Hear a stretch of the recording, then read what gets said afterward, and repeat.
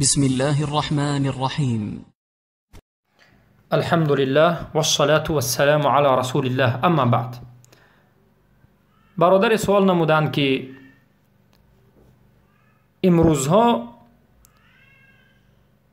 بازی های جنگی وجود دارد به مانند UFC یا که MMA یا بوکس و غیره که مردم حتی مسلمان فرزندای خود را به این بازی میدهند، به مانند حبیب و غیره که خودش را مسلمان میگوید و در این بازی ها بازی میکند. آیا همین عمل درست است؟ همین نمودی بازی کردن درست است؟ و سوال دوم، اون مبلغی که از اونجا به دست می آورد حکمش حکم حلال را میگیرد یا که حرام را؟ بارک الله فیکم. البته بازی نمودن در این بازی ها، در UFC، MMA یا که بوکس یا که دیگر از نمودهای بازی که جنگ یا و غیره، به خاطر مبلغ این حرام است. این بازی 100% حرام است. ما نباید فرزندای خود را، مسلمان نباید فرزند خود را به این نمودی بازی راهنمود بکند. البته تعلیم دادن مشق، اونها را ورزشگر تربیه نمودند، قوی الجسم و قوی الاراده تربیه و تعلیم نمودن و البته نمودی جنگ ها را تعلیم دادن درست است.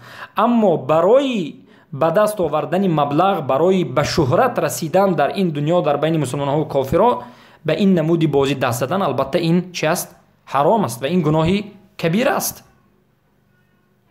بارک الله فیکم. چرا که مسلمان این یک انسان مکرم است، نباید به این چیزهای پس دست بزند. دوما، مبلغ این بازی البته حرام است. برای که ما میگیم که هر چیزی که الله همون چیز رو حرام کرد، مبلغش رو هم حرام کرد. به مانند این که پیامبر صلی الله علیه و سلم میگویند ان الله اذا حرم شیئا حرم ثمنه. زمانی که الله یک چیز رو حرام میکند، پس مبلغی که از بالای همون چیزی حرام می آید این هم حرام است. مثلا شراب، عرق حرام است. مبلغی که از تجارت عرق یا از تجارت خوک یا از تجارت دیگر چیزهای حرام می آید حرام است. پس وقتی که UFC بازی کردن در اون حرام است، مبلغی از اونجا گرفتم حرام است. پس به برادران و البته دوستان میرسانیم و به مؤمنان میرسانیم که از این نمودی بازی ها دست کشند، البته مشق کنند، ورزشگر باشند، اما به خاطر مبلغ این نمودی بازی ها رو کردن، به خاطر یعنی شهرت پیدا کردن این نمودی بازی ها رو کردن، البته این گناه است. حتی مشاهده می شود که در این نمودی بازی مسلمان ها به مسلمان ها هم بازی میکنند، مسلمان به مسلمان زد و خورد میکند، مسلمان ها رو، هر دو مسلمان یا دیگرش رو به ضربه های سخت بروی هست به کدوم نمودی که میتواند البته ضربه میزند، در حالتی که این حرام است، البته گناه کبیر است. و این یکی از سبب های قمار بازی است که امروز مردم در این نمودی بازی ها بینات قمار میبازند.